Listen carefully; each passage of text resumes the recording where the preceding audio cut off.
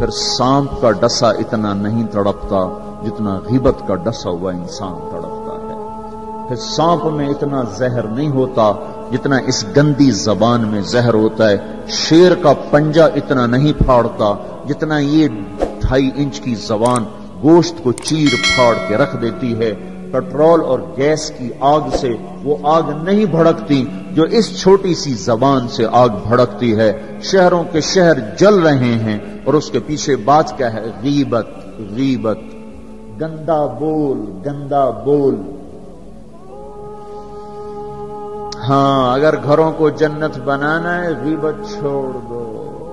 دھن رے دھنیے اپنی دھن، پرائی دھنی کا پاپ نہ پن.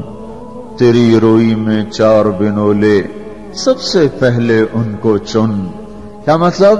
اوروں کی برائیاں نہ دیکھو، اپنی برائیاں دیکھتے رہو، دیکھتے رہو. اپنی کمیاں دیکھو گے تو اللہ تعالیٰ مرنے سے پہلے توبہ نصیب فرما دے گا اور ساری دنیا تمہیں اچھی نظر آئے گی. اگر اپنی اچھائیاں دیکھو گے اور اوروں کی برائیاں دیکھو گے تو اللہ توبہ کا دروازہ بند کر دے گا.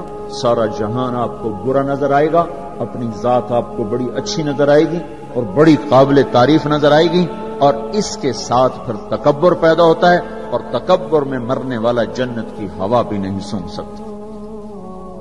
پہلے عجب آتا. عجب کیا ہے؟ میں بڑا اچھا ہوں، میں بڑا اچھا ہوں. یہ عجب ہے، میں بڑا اچھا ہوں.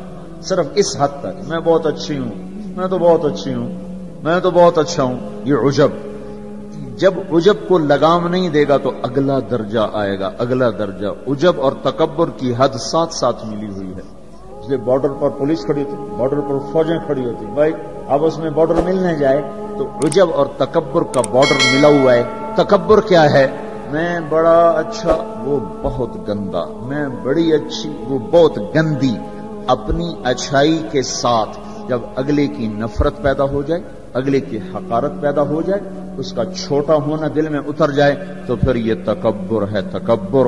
اور تکبر عزازیل را خار کرد. شیطان نے شرک تو نہیں کیا تھا، تکبر کیا تھا. انہوں نے کہا میں سجدہ نہیں کرتا. اتنی بات تو اس کی ٹھیک ہے کہ مخلوق کو سجدہ نہیں ہوتا، لیکن کیوں نہیں کرتا؟ کہ انا خیر منہ. دو باتیں. اللہ نے زمین آسمان سے کہا میری مانو، ان کا یا اللہ ہم نہیں مانتے. اللہ نے شیطان سے کہا میری مانو، ان کا یا اللہ میں نہیں مانتا. تو زمین آسمان کو کچھ نہیں کہا، شیطان کو مردود کیا. کیوں؟ دونوں نے. انا اردنا الامانۃ علی السماوات والارض والجبال. ہم نے آسمان، زمین، گلگت کے پہاڑوں کو کہا میری امانت اٹھاؤ. فابین ان یحملن منها. اور کہنے نہیں اللہ ہم نہیں اٹھاتے، ہم نہیں اٹھاتے، ہم نہیں اٹھاتے. ان کو تو کچھ نہیں کہا. اللہ نے کہا وَإِذْ قُلْنَا لِلْمَلَائِكَةِ اسْجُدُوا لِآدَمَ فَسَجَدُوا إِلَّا إِبْلِيسَ. اللہ نے کہا سجدہ کرو. شیطان نے کہا میں نہیں کرتا. مَا مَنَعَكَ أَن تَسْجُدَ لِمَا خَلَقْتُ بِيَدَيَّ. تو سجدہ کیوں نہیں کرتا؟ زمین آسمان تم بوجھ نہیں اٹھا رہے. نہیں اللہ ہم نہیں اٹھائیں گے. شیطان تو سجدہ کیوں نہیں کر رہا؟ میں نہیں کر رہا.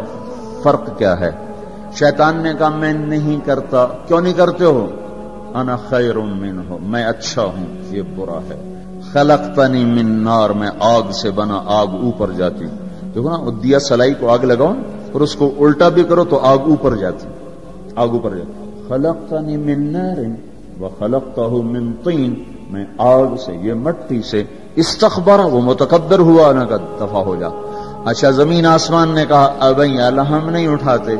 نے کہا کیوں؟ واشفقنا منها، یا اللہ ہمیں تیرا ڈر لگتا ہے، یا اللہ ہمیں تیرا خوف ہے کہ ہم تیری امانت اٹھا نہیں سکیں گے. یا اللہ ہماری ہمت نہیں کہ ہم تیری امانت. واشفقنا منها، وہ ڈر گئے کہ یا اللہ ہمارا بس کا نہیں ہے.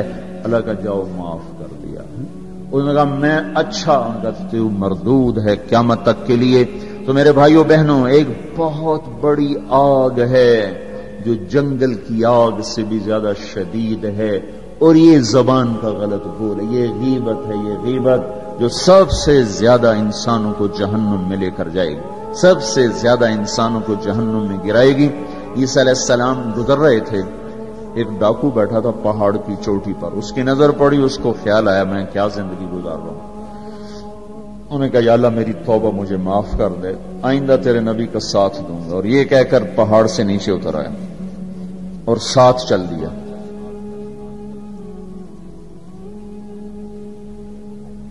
ایک آدمی عیسیٰ علیہ السلام کے ساتھیوں میں سے، اس نے پیچھے مڑ کے دیکھا تو وہ ڈاکو، تو جو نیک لوگ ہوتے ہیں نا، نیک لوگ، ان کے لاشعور میں اپنا اچھا ہونا اترا ہوا ہوتا، ہم بڑے اچھے ہیں۔ یہ چیز بہت بڑا سبب ہے دین سے دور لوگوں کے اور دور ہو جانے کا۔ جنید جمشید گلوکار ہے، گانا گانے والا، اب ماشاءاللہ توبہ کر لی ہے، مجھ سے بڑی داڑھی ہے، مجھ سے بڑی پگڑی باندھتا ہے۔ 6 سال ہم اس کے پیچھے پھرتے رہے۔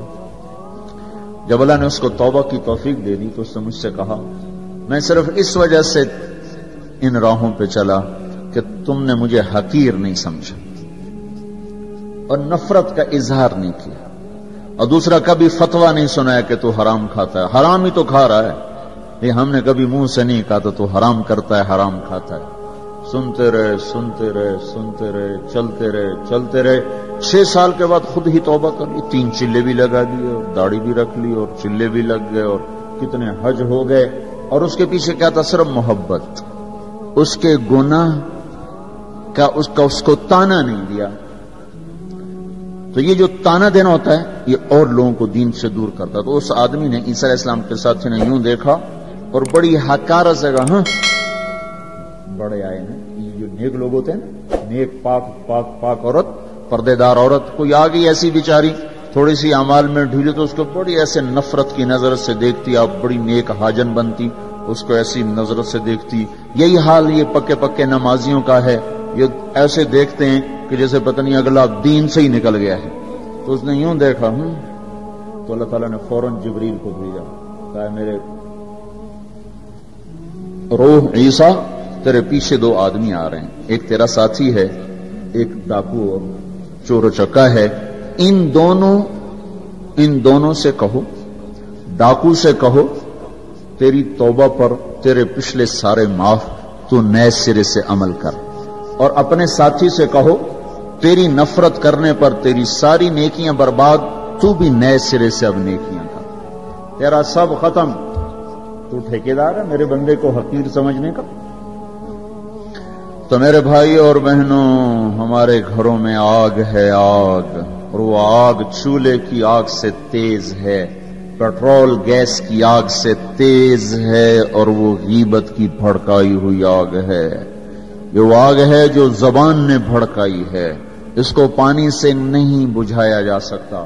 تمہارا گلگت کا خوبصورت بہتا ہوا دریا، یہ سارے کا سارا روک کر گلگت کے اوپر ڈال دیا جائے تو بھی یہ آگ ٹھنڈی نہیں ہو سکتی۔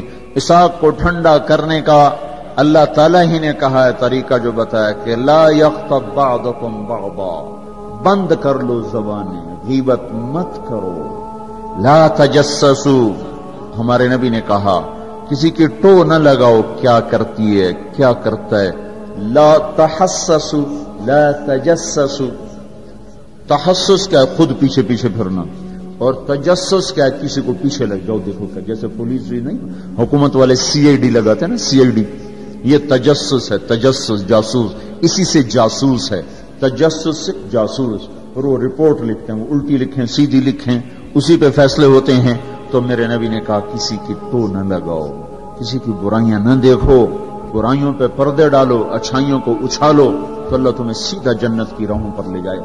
تو جہنم وہ ہے جس میں مسلمان مرد عورتوں کو ڈالا جائے گا جو نافرمانی کرتے، نماز چھوڑتے مر گئے، سود کھاتے مر گئے، حرام کھاتے مر گئے، رشوت لیتے مر گئے، نماز چھوڑتے مر گئے، روزہ چھوڑتے۔ ایک اور بتا دوں، یہ گناہ تو عام ہیں، بہنوں کو حق نہیں دیا اور اس کے ساتھ مر گئے۔ بہنوں کا حق ہے نا باپ کی جائیداد میں، ماں کی جائیداد میں، اگر باپ نے 3 روپے چھوڑے ہیں، ایک بھائی 2 بہنیں ہیں تو 1-1 روپیہ،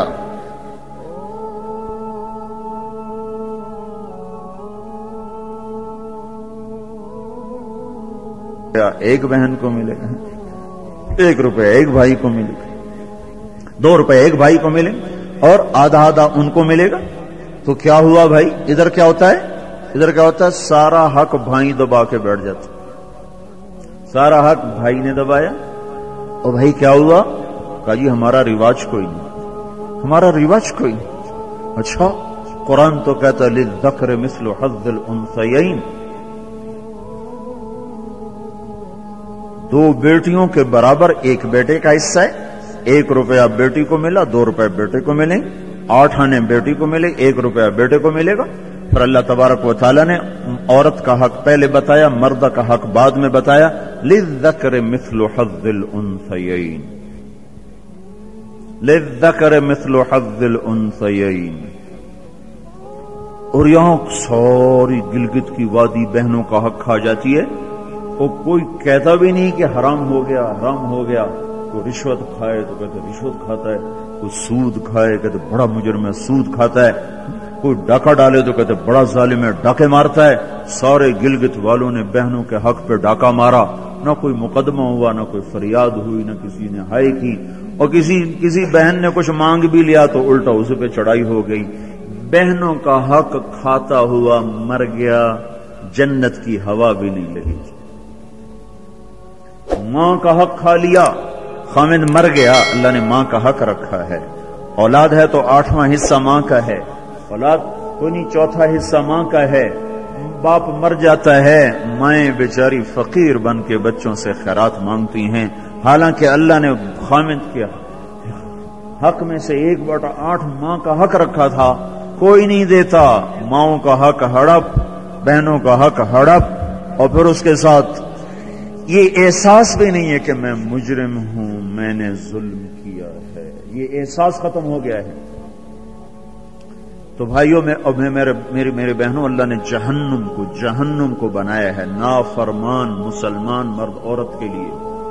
اگر توبہ نہ کی تو اس میں جانا ضرور ہے۔ جو ہے نا آخری آدمی ہے جو نکالا جائے گا، جب وہ نکالا جائے گا تو اللہ تعالیٰ کہیں گے اس کو نکالو، ایک آدمی دوزخ میں اس کو نکالو، تو وہ جبریل آ کر کہیں گے بھی اس کو نکالو، تو دوزخ کا فرشتہ مالک کہے گا کہ دوزخ نے ایک کروٹ بدلی ہے، اس میں ہر چیز کو اس نے الٹا پلٹا کے پھینک دیا ہے، مجھے سمجھ میں نہیں آ رہا وہ کہاں پڑا ہوا ہے۔ تو جبریل کہیں گے یا اللہ وہ مالک کو پتہ نہیں چل رہا وہ کہاں پڑا ہوا ہے، تو اللہ تعالیٰ کہیں گے جاؤ فلاں پتھر کے نیچے دبا پڑا ہے۔ میں نے پتھر بتایا تھا نا، پتھر کیا ہوتا ہے، پتھر کیا ہوتا ہے جس کے نیچے پہاڑ بھی پگھل کے پانی بن جائیں گے۔ اللہ تعالیٰ کہیں گے فلاں دوزخ کے کونے میں پتھر کے نیچے ہے، تو جبریل بھی اندر جائے گا اور وہ مالک بھی اندر جائے گا، وہ پتھر کو اٹھائیں گے تو نیچے منہ کے بل گرا پڑا ہوگا، اور اس کے اوپر آگ ہی آگ ہوگی، اور وہ زبان سے کہہ رہا ہوگا یا حنان یا منان۔ ایک دفعہ جبریل ہے کہ یا رسول اللہ آپ کو دوزخ کے سنوں کا سنیں کہ جہیم میں حاویہ میں منافق ہیں، جہیم میں مشرک ہیں، سقر میں صابی ہیں مجوس ہیں، اور سعیر میں مجوس ہیں، لظہ میں یہود ہیں، حطمہ میں عیسائی ہیں، اور کہہ کر جبریل چپ ہو گئے۔ تو آپ نے کہا اور کیا؟ کہ جی آپ سے شرم آتی، آپ سے شرم آتی، کہنے نہیں بتاؤ، کہا جہنم میں آپ کی امت ہے، نافرمانی کرتے ہوئے جو مر گئے توبہ کیے بغیر، تو ہمارے نبی بے ہوش ہو کے گر گئے، اور روئے جا رہے، نہ کسی سے بات کر رہے، نہ کلام کر رہے، نہ کھانا کھا رہے، روئے جا رہے۔ حضرت عمر رضی اللہ تعالیٰ عنہ اجازت مانگنے گئے تو آپ نے اندر آنے کی اجازت نہیں دی۔ سلمان فارسی اجازت مانگنے گئے تو آپ نے اندر آنے کی اجازت نہیں دی۔ سلمان فارسی بھاگ کے حضرت فاطمہ کے پاس گئے کہ جاؤ ابا کی خبر لو، وہ رو کے ان کا حال برا ہے اور کسی سے بات نہیں کر رہے، کھانا نہیں کھا رہے۔ حضرت فاطمہ رضی اللہ تعالیٰ عنہ دوڑی ہوئی تشریف لائیں، دروازے پہ دستک دی تو آپ نے، چونکہ حضرت فاطمہ سے محبت بے پناہ تھی تو آپ نے فوراً اجازت دے دی۔ اندر آئیں تو کہا ابا جان کیا ہوا، میں آپ پہ فدا قربان، آپ کا یہ حال کیوں بنا ہے، کیا ہوا ہے؟ تو آپ نے کہا فاطمہ میری بیٹی، مجھے جبریل نے بتایا ہے میری امت کے نافرمان مرد عورتوں کو جہنم میں جانا ہوگا۔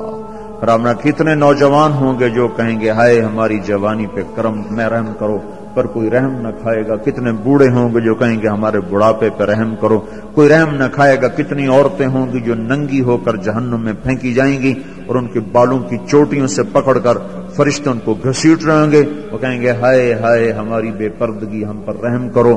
ان پر کوئی رحم کرنے والا نہیں ہوگا۔ مجھے یہ خبر رلا رہی ہے، بے قرار کر رہی ہے۔ تو لیبلوکم ایکم احسن عملا، ان قریب موت پر یہ سب کچھ کھل کے سامنے آنے والا ہے۔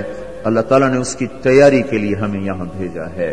ہم آزاد نہیں ہیں، اللہ اس کائنات کا بادشاہ ہے، زندگی موت کا نظام بنایا اور عزت اور ذلت کا نظام بنایا، جنت اور جہنم کا نظام بنایا، عرش فرش زمین آسمان چاند تاروں کا نظام بنایا، اور دنیا اور آخرت کی ساری عزتوں تک پہنچانے کے لیے حضرت محمد صلی اللہ تعالی علیہ وسلم کو رہبر بنا کر، ہادی بنا کر، قیامت تک کے آنے والے انسانوں کے لیے رہبری کا طریقہ دے کر آپ نے مکے کی پہاڑیوں سے آپ کو چاند بنا کے، سورج بنا کے آپ کو طلوع فرمایا، اور پھر قیامت تک کے لیے سورج چمکتا رہے گا، یہ چاند چمکتا رہے گا، نہ یہ گھٹتا ہے اور نہ اس پر کوئی گہن لگتا ہے، نہ اس پر کوئی داغ آتا ہے، نہ اس میں کوئی آگ ہے۔